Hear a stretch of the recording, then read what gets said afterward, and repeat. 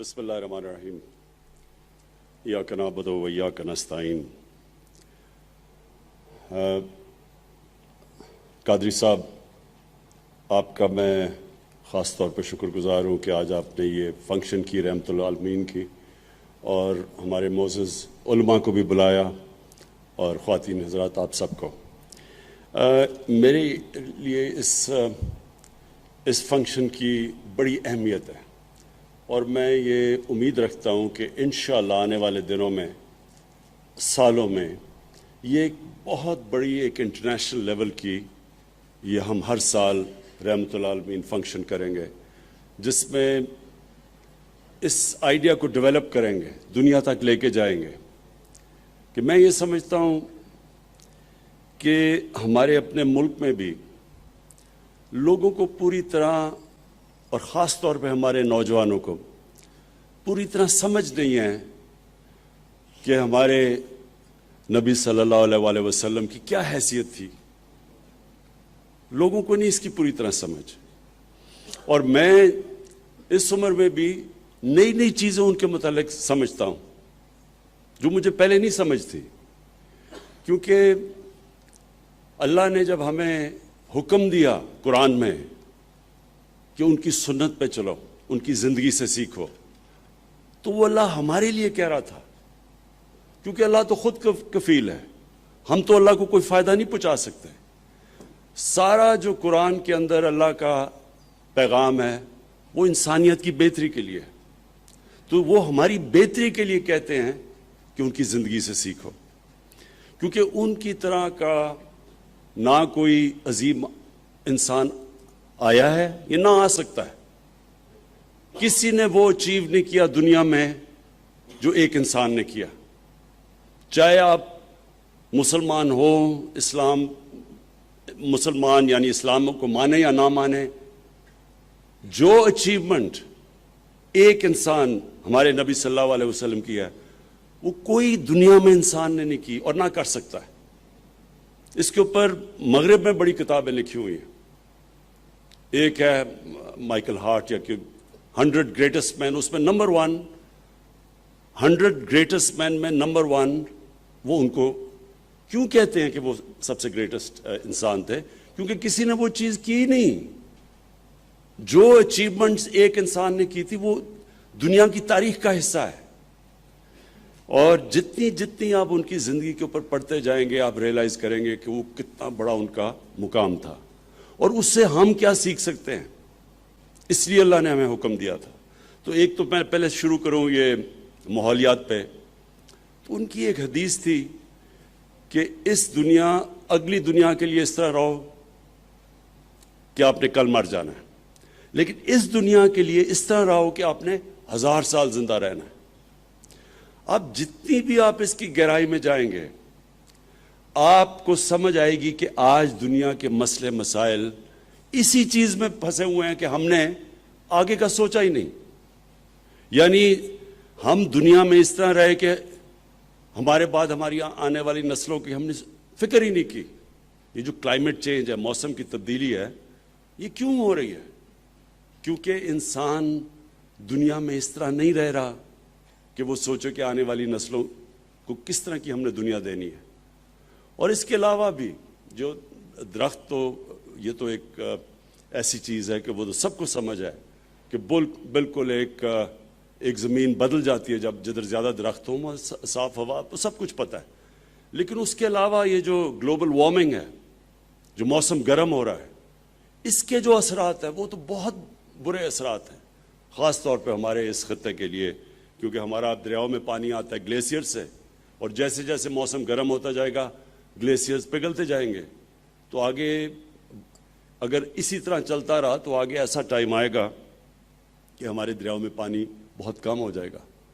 تو اس لیے یہ جو ان کی، میں تو ایک ہی حدیث کی بات کر رہا ہوں، لیکن آپ جتنی بھی ان کی زندگی کو اسٹڈی کریں گے اس میں آپ کو نظر آئے گا کہ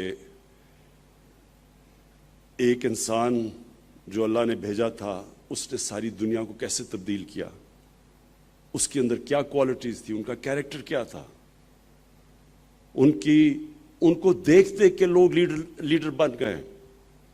ایک انگریزی کی کتاب ہے دی عرب کانکویسٹ، اس کے اندر وہ یہ بتاتے ہیں کہ جب وہ اس زمین سے پردہ کر گئے تو کبھی بھی اتنے تھوڑے وقت میں اتنے عظیم انسان دنیا میں نہیں آئے. جو اٹھتا تھا وہ ایک عظیم انسان بن جاتا تھا، کیونکہ وہ ان کو دیکھ کے لوگ لیڈر بن گئے.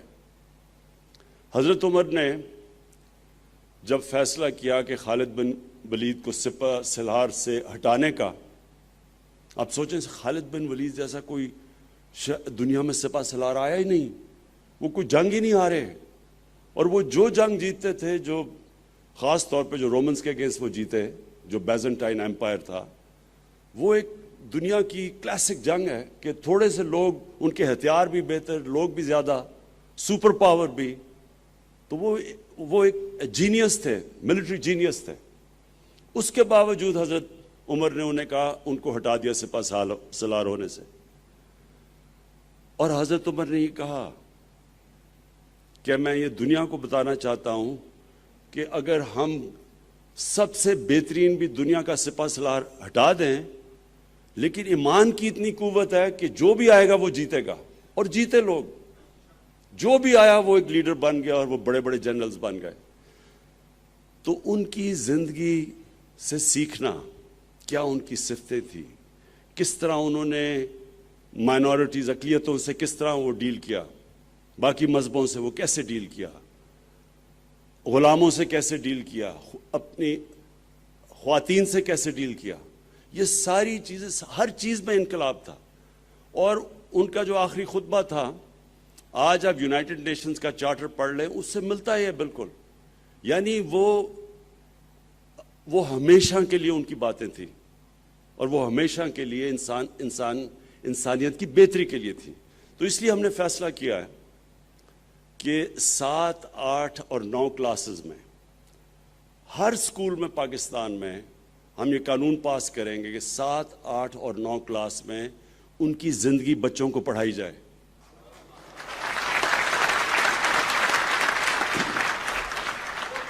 تاکہ ہمارے بچے ان کی زندگی سے سیکھیں. ہم جب میں نے باہر تعلیم پڑھا تھا، تو جو بھی ہمارے ساتھ اسٹوڈنٹس تھے وہ پڑھتے تھے، جو اس وقت کا کوئی بھی بڑا نام ہو اس کی کتاب پڑھتے تھے کہ وہ کیسے کامیاب ہوا. اب بچے پڑھتے ہیں بل گیٹس کیسے دنیا کا سب سے امیر ترین آدمی بن گیا، یا پھر ایک اور اسٹیو جابز، وہ بھی بڑا، یعنی کامیاب لوگ تھے سارے. تو ہمارے بھی یوتھ ان کو پڑھتی ہے کہ وہ کیسے کامیاب ہوئے. لیکن نبی صلی اللہ علیہ وسلم سے تو کوئی زیادہ کامیاب انسان ہوا ہی نہیں، نہ ہو سکتا ہے. تو اس کی زندگی سے جب تک ہمارے بچوں کو پتہ نہیں چلے گا، اور بچوں کو نہیں پتہ، آپ یقین کریں کہ میں حیران ہوتا ہوں کہ ہمارے اپنے پڑھے لکھے ہمارے اسٹوڈنٹس، گریجویٹس کو ان کی زندگی کی نہیں سمجھ. اور وہ جتنا وہ پڑھتے جائیں گے، ان کو سمجھتے جائیں گے، ان کے اندر سے چینج آئے گا. جو علامہ اقبال کا جو سارا شاہین کا کانسیپٹ ہے، مرد مومن کا، وہ کیا ہے کہ جیسے جیسے انسان ان کی سنت پہ چلتا ہے وہ آزاد ہوتا جاتا ہے، اس کی زنجیریں ٹوٹتی جاتی ہیں، اور وہ سب سے اوپر چلا جاتا ہے. یہ جو ان کی کوالٹیز تھیں، جو اللہ ہمیں کہتا ہے کہ ان سے سیکھو، یہ جب تک ہمارے بچوں کو پوری طرح سمجھ نہ ہو، ایک دفعہ ان کو سمجھ آ جائے. اور یہ علامہ اقبال بھی یہ کہتے ہیں کہ جب آپ ایک نوجوان کو پوری طرح سمجھا دیں اپنی اسلام کی تاریخ، اپنی نبی صلی اللہ علیہ وسلم کی زندگی، پھر وہ دنیا میں جدھر بھی چلا جائے ان کو فرق نہیں پڑے گا. لیکن اگر آپ ان کو صحیح طرح تعلیم نہیں دیں گے تو وہ جب باہر جائیں گے وہ متاثر ہو جائیں گے. وہ جب دیکھیں گے ٹیکنالوجیکل پروگریس مغرب کے اندر تو متاثر ہو جائیں گے. تو ایک تو ہم نے یہ فیصلہ کیا. دوسری بات قادری صاحب نے جو ابھی کی، یہ جو فرانس میں یہ جو ابھی ہو رہا ہے، دیکھیں میں جب بھی میں وزیر اعظم بنا تو میں نے او آئی سی کی میٹنگ اٹینڈ کی. او آئی سی کی میٹنگ میں بھی میں نے سب وہاں ہیڈز آف اسٹیٹ تھے، میں نے ان سب کو یہ بات کہی کہ یہ جو اسلاموفوبیا ہے، یہ اسلاموفوبیا جو مغرب میں بڑھ رہا ہے، یہ جب تک مسلمانوں کے ہیڈز آف سٹیٹس مل کے اس کے اوپر پوزیشن نہیں لیں گے، یہ بڑھتا جائے گا. اور اس کا سب سے بڑا نقصان جو ہمارے مسلمان رہ رہے ہیں مغرب میں یا ان ملکوں میں جدھر وہ اقلیتیں ہیں، مائنورٹیز ہیں، اگر ہم اس کو ایڈریس نہیں کریں گے اسلاموفوبیا کو تو یہ بیماری بڑھتی جائے گی. اور یہ جو فرانس میں ہو رہا ہے یہ بالکل وہی ہو رہا ہے جو کہ ہم سب کو نظر آ رہا تھا کہ یہ ہونا ہے. اور وہ یہ کیوں ہو رہا ہے؟ میں باقیوں سے زیادہ مغرب کو سمجھتا ہوں. کرکٹ کی وجہ سے میں نے بڑی زندگی باہر گزاری ہے. میں ان کی ذہنیت سمجھتا ہوں. دیکھیں، مغرب کے لوگوں کو نہیں سمجھ جو ہمارا رشتہ ہے نبی صلی اللہ علیہ وسلم سے. ان کو سمجھ آ بھی نہیں سکتی. وہ اس لیے نہیں آ سکتی کہ ان کے جو مسیح برادری ہے، ان کے وہ جو حضرت عیسیٰ سے جو ان کا عقیدہ ہے، اور پھر یہودیوں کا بھی، وہ ان کی وہاں میڈیا کے اوپر یا جس طرح ان کے اوپر وہ گفتگو کرتے ہیں، وہ ادب نہیں ہے جو ہمارے میں ہے. ہم حضرت عیسیٰ، حضرت موسیٰ، ہم سارے اللہ کے پیغمبروں، ہم ان سے بڑی ادب سے ان کا نام لیتے ہیں. وہاں یہ نہیں ہے چیز. میں جب 18 سال کا گیا وہاں پہلی دفعہ، تو مزاحیہ فلمیں بنی ہوئی تھی اللہ کے پیغمبروں کے اوپر، حضرت عیسیٰ کے اوپر، اور وہ اس کو برا نہیں سمجھتے تھے. تو میں حیران ہوتا تھا دیکھ کے. فلمیں انہوں نے بنائی ہوئی ہیں جو کہ بے حرمتی کرتی ہیں حضرت عیسیٰ کی، لیکن وہاں اس طرح ریاکشن نہیں آتا.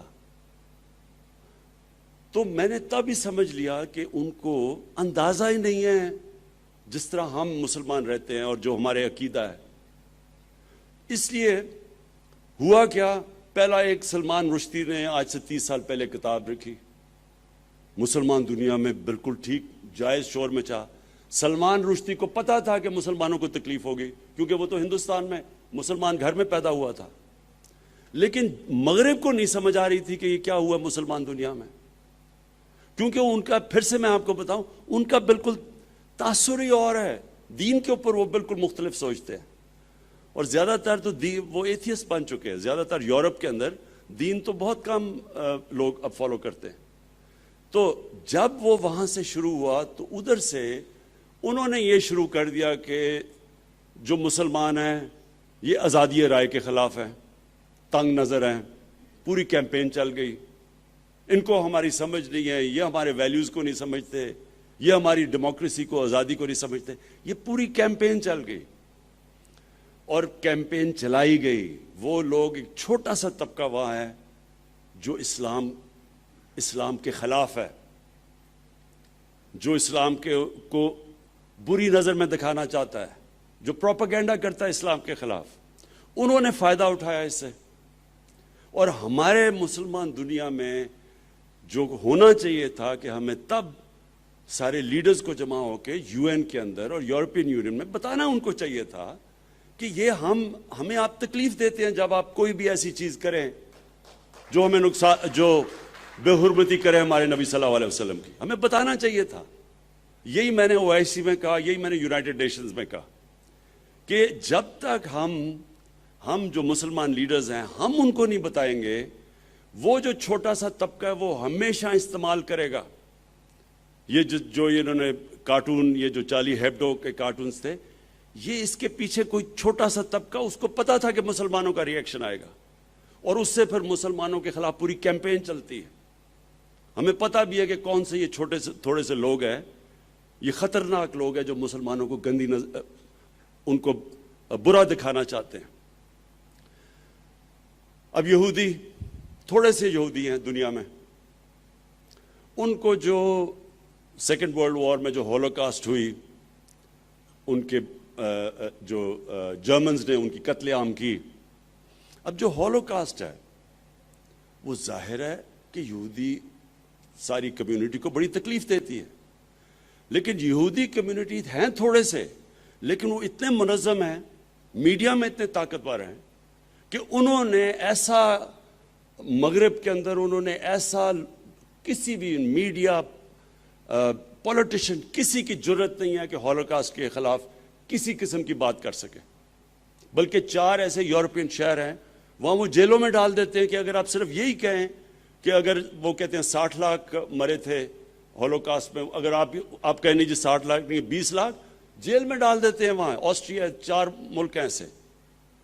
تو میں یہ سمجھتا ہوں کہ اگر کسی بھی ہیومن کمیونٹی کو تکلیف ہوتی ہے کسی چیز سے تو ہمیں وہ نہیں کرنا چاہیے۔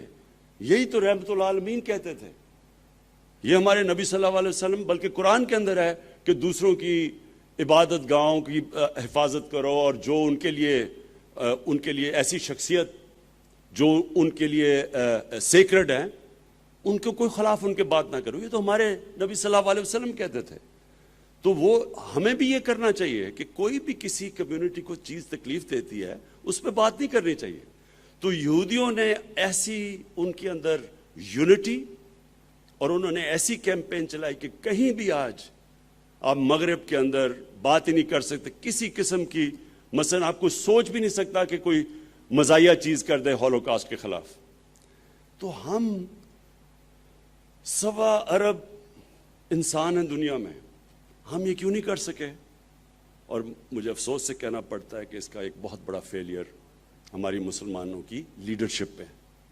انشاءاللہ ہم پوری کوشش کریں گے، میں اپنی پوری کیمپین کروں گا، میں باقی لیڈر سے رابطے کروں گا، اور میں آپ کو یقین دلاتا ہوں کہ اگر ہم سب مل کے ان کو یہ سمجھا دیں کہ ہمارے لیے ہمارے کتنے مسلمان پچھلے 30 سال میں شہید ہوئے ہیں، لاکھوں، بلکہ کتنے، افغانستان دیکھ لیں، سیریا دیکھ لیں، عراق دیکھ لیں، جتنا مسلمانوں کا خون ہوا ہے پچھلے 30 سالوں میں، اور اس کی ہمیں تکلیف ہے، لیکن کوئی تکلیف مقابلہ نہیں کر سکتی جب ہمارے نبی صلی اللہ علیہ وسلم کے خلاف کوئی بھی ان کی بے حرمتی کرتا ہے، کوئی اس کا مقابلہ نہیں کرتا۔ اور یہ ہمیں ان کو سمجھانا چاہیے، ان کو نہیں سمجھ ابھی تک۔ اور میں یہ سمجھتا ہوں کہ ہم انشاءاللہ پاکستان اس میں لیڈ لے گا۔ میں ابھی بھی بات کروں گا، میں نے لیٹر سب کو بھیجے ہیں، میں بات بھی کروں گا، اور مجھے یہ یقین ہے کہ یہ ہم ان کو سمجھا سکیں گے اس چیز کا۔ کیونکہ دیکھیں ہم تو یہاں بیٹھے، ہمیں تو نہیں نقصان ہوتا، لیکن جو لاکھوں مسلمان مغربی ملکوں میں رہ رہے ہیں، جو جب اس طرح کا انسیڈنٹ ہوتا ہے ان کی زندگی عذاب میں آ جاتی ہے، مسجدوں کے اوپر اٹیک شروع ہو جاتے ہیں، ان کو جو نوکریاں کر رہے ہیں کہ وہ نوکریاں سے نکال دیتے ہیں، چلتے چلتے لوگ ان کو مارتے ہیں، اور خواتین جب پہنتی ہیں نقاب پہنتی ہے ان کو سڑکوں پہ برا بھلا کہتے ہیں، اسلاموفوبیا بڑھ جاتا ہے، تو ان کی زندگی عذاب میں پڑ جاتی ہے۔ اس لیے ضروری ہے کہ ہم سارے مسلمانوں کے ہیڈز آف اسٹیٹ، مغربی لیڈرز کو، یورپین یونین کو، یونائٹڈ نیشنز کو، ان سب کو سمجھائیں کہ دیکھیں ہم بھی فریڈم آف سپیچ میں مانتے ہیں، لیکن فریڈم آف سپیچ کی لمٹ ہے۔ آپ کسی کو تکلیف نہیں پہنچا سکتے اس کے نام پہ، اور خاص طور پہ یہ جو جب آپ کارٹون بناتے ہیں تو یہ فریڈم آف سپیچ نہیں ہے، یہ تو جان کے ایک پوری 1.25 ارب مسلمانوں کو تکلیف پہنچانا ہے۔ میں پھر سے قادری صاحب آپ کو مبارک دیتا ہوں، خراج تحسین پیش کرتا ہوں۔ میں آپ سب کو یہاں آنے کا خوش آمدید کہتا ہوں، اور آخر میں یہ چیز کہتا ہوں کہ دیکھیں پاکستان ایک مقصد کے لیے بنا تھا، یہ ایک ملک خاص مقصد کے لیے بنا تھا۔ اس میں اگر آپ علامہ اقبال جو ہمارے نظریاتی لیڈر تھے ان کا سارا کلام پڑھیں تو وہ آپ کو پتہ چل جائے گا کہ اس پہ ہم نے ایک مدینہ کے ریاست کے اوپر، ان کے اصولوں کے اوپر ایک اسٹیٹ کھڑی کرنی تھی۔ یہ ہماری ویژن تھی، اسلامی فلاحی ریاست، کیونکہ مدینہ کی ریاست دنیا کی تاریخ کی پہلی فلاحی ریاست بنی تھی۔ یہ تھا ہمارا نظریہ اور ہمارا ویژن. بدقسمتی سے اس سے ہم دور چلے گئے ہیں. اگر آج ہمارے مسئلے ہیں پاکستان میں، وہ سارے مسئلے اس لیے ہیں کہ جس مقصد کے لیے ہم ملک بنا تھا اس سے ہم دور چلے گئے. جیسے جیسے ہی ہم اس راستے کے اوپر چل پڑیں گے، اور یہ مشکل راستہ ہے، سٹرگل کا راستہ ہے، لیکن جیسے جیسے ہم وہاں چلیں گے آپ دیکھیں گے کہ یہی پاکستان اوپر اور اوپر اور اوپر اٹھتا جائے گا انشاءاللہ.